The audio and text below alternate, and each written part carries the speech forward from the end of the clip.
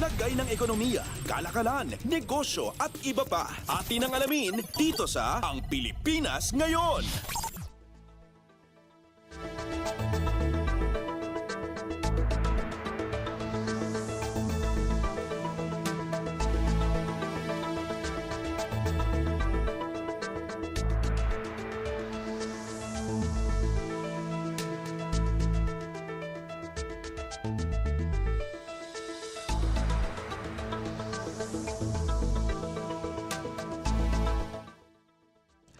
Magandang araw, narito na ang mga naungunang balita sa larangan ng pagnenegosyo at kalakalan. Masayang ibinalita ni Special Assistant to the President for Investments and Economic Affairs Secretary Frederick Go na may bagong insentibong naghihintay sa mga carmaker na mamumuhunan sa Pilipinas.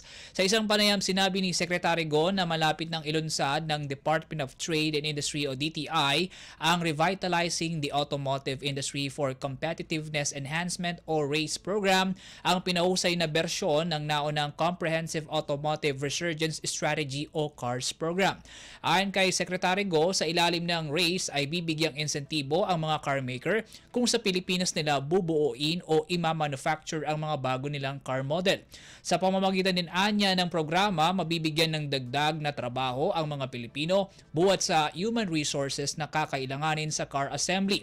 Bago pa ang paggulong ng RACE, una nang nag-invest ng 5.5 billion pesos ang Toyota Motor Philippines para sa pag-manufacture ng Tamaraw model sa Santa Rosa, Laguna plant nito. Kamakailan lang din ng mangako si Mitsubishi Motors Corporation President at Chief Executive Officer Takao Kato kay Pangulong Ferdinand R. Marcos Jr. na mamumuhunan ang kumpanya ng 7 bilyong piso para sa kanilang expansion sa Pilipinas.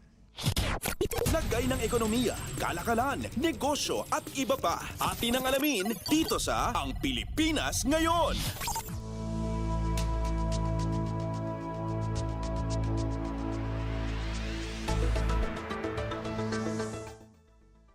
Sa iba pang balita, nananatiling optimistiko ang kilalang business tycoon na si Jaime Augusto Zobel de Ayala hinggil sa growth prospects sa Pilipinas sa mga susunod na taon.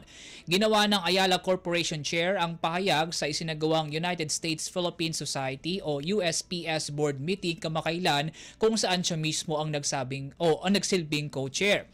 Sa nasabing pulong, hinikayat ni Jaza ang mga negosyante na i-explore pang lalo ang mga oportunidad na mayroon sa Pilipinas lalo't patuloy anya ang magandang momentum ng bansa sa pag-unlad. Sa kabilaan niya ng volatile na global environment, hindi nagpakita ng pagpusyaw ang paglago ng Pinas, kaya naman ganoon na lamang ang kanyang optimismo rito. Kasabay ng kanyang magandang projection sa Philippine economy sa mga susunod na taon, ginamit din ni Jaza ang pagkakataon para ipanawagan ang pagliliberalisa ng foreign investment policies, partikular sa mga sektor ng retail, infrastructure at strategic industries. Naniniwala rin ito na may malaking maibabahagi ang pagbibigay insentibo sa high-value sectors para sa patuloy na paglago ng bansa. Lagay ng ekonomiya, kalakalan, negosyo at iba pa. Atin ang alamin dito sa Ang Pilipinas Ngayon.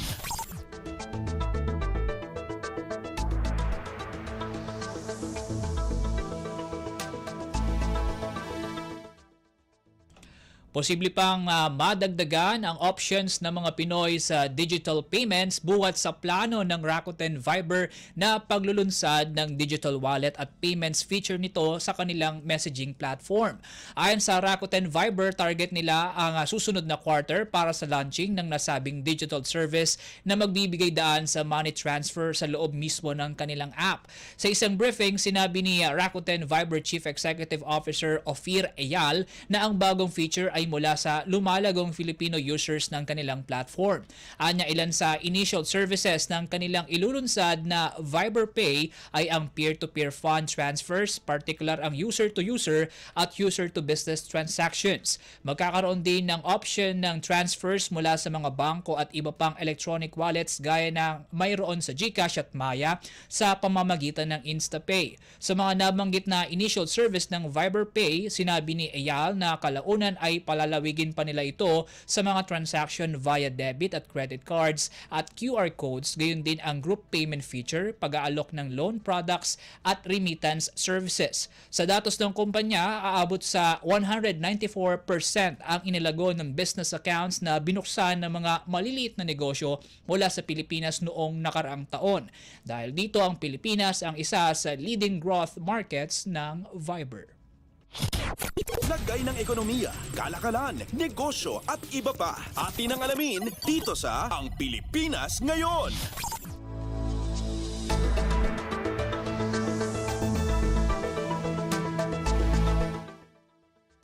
At yan po ang mga balitang aming nakalap sa larangan ng pagnenegosyo at kalakalan. Para sa Radyo Pilipinas World Service, ako po muli si Win Peñano. Maasensong araw po sa ating lahat.